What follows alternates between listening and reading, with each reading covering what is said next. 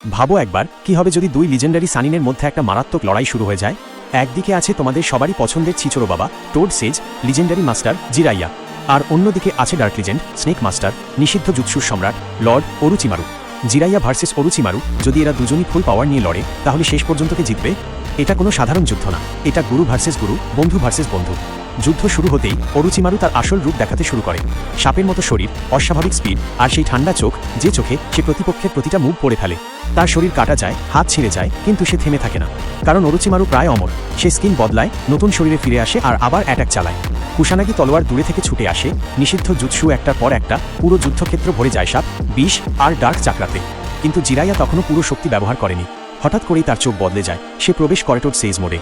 প্রকৃতির শক্তি তার শরীরে প্রবাহিত হয়, স্পিড অনেক বেড়ে যায়, শক্তি বেড়ে যায়, আর সবচেয়ে ভয়ঙ্কর ব্যাপার, সে এখন লড়াইটা অনুভব করতে পারে।